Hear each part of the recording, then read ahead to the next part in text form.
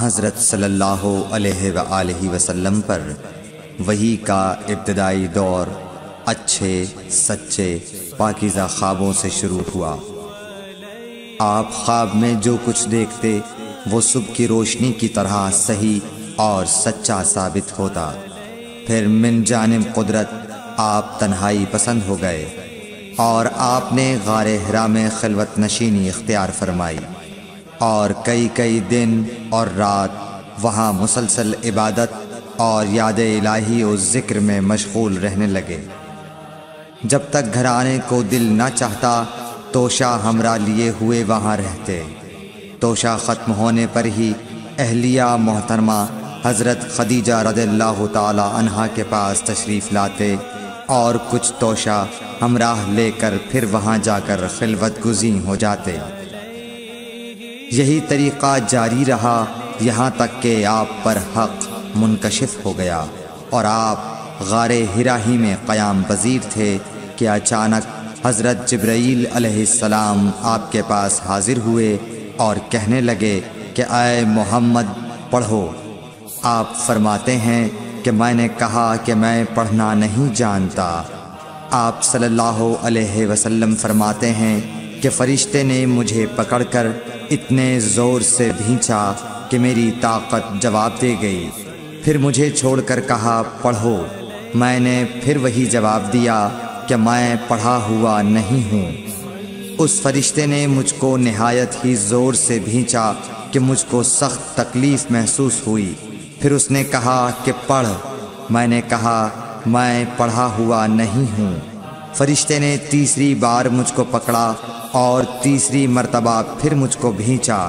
پھر مجھے چھوڑ دیا اور کہنے لگا کہ پڑھو اپنے رب کے نام کی مدد سے جس نے پیدا کیا اور انسان کو خون کی پھٹکی سے بنایا۔ پڑھو اور آپ کا رب بہت ہی مہربانیاں کرنے والا ہے۔ بس یہی آیتیں آپ حضرت جبرائیل علیہ السلام سے سن کر اس حال میں غار حرا سے واپس ہوئے کہ آپ کا دل اس انوکھے واقعے سے کانپ رہا تھا۔ آپ حضرت خدیجہ کے ہاں تشریف لائے اور فرمایا کہ مجھے کمبل اوڑھا دو، مجھے کمبل اوڑھا دو۔ لوگوں نے آپ کو کمبل اوڑھا دیا۔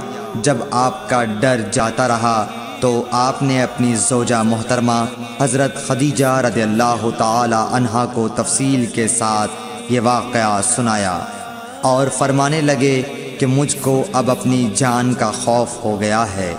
آپ کی اہلیہ محترمہ حضرت خدیجہ رضی اللہ تعالی عنہا نے آپ کی ڈھارس بندھائی اور کہا کہ آپ کا خیال صحیح نہیں ہے۔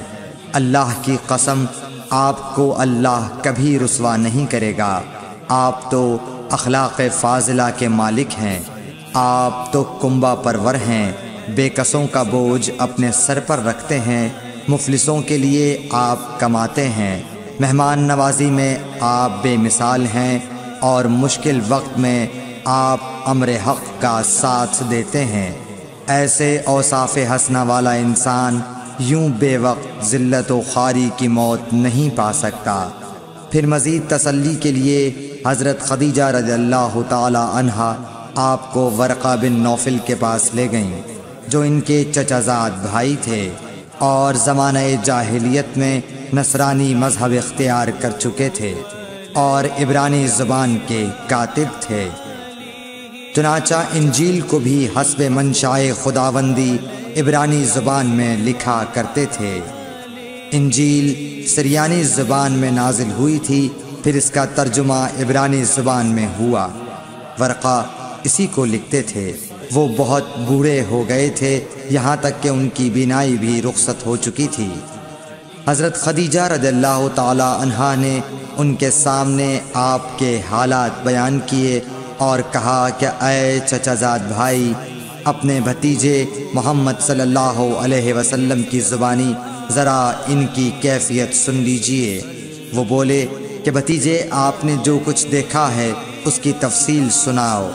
چنانچہ آپ صلی اللہ علیہ وآلہ وسلم نے از اول تا آخر پورا واقعہ سنایا، جسے سن کر ورقہ بے اختیار ہو کر بول اٹھے کہ یہ تو وہی ناموس معزز رازدان فرشتہ ہے جسے اللہ نے حضرت موسیٰ علیہ السلام پر وحی دے کر بھیجا تھا۔ کاش میں آپ کے اس عہد نبوت کے شروع ہونے پر جواں عمر ہوتا، کاش میں اس وقت تک زندہ رہتا جبکہ آپ کی قوم آپ کو اس شہر سے نکال دے گی۔ رسول کریم صلی اللہ علیہ وآلہ وسلم نے یہ سن کر تعجب سے پوچھا کہ کیا وہ لوگ مجھ کو نکال دیں گے، حالانکہ میں تو ان میں صادق و امین و مقبول ہوں؟ ورقہ بولا، ہاں یہ سب کچھ سچ ہے، مگر جو شخص بھی آپ کی طرح امر حق لے کر آیا لوگ اس کے دشمن ہی ہو گئے ہیں۔ اگر مجھے آپ کی نبوت کا وہ زمانہ مل جائے تو میں آپ کی پوری مدد کروں گا۔ مگر ورقہ کچھ دنوں کے بعد انتقال کر گئے، پھر کچھ عرصے تک وحی کی آمد موقوف رہی۔ صحیح بخاری حدیث نمبر 3۔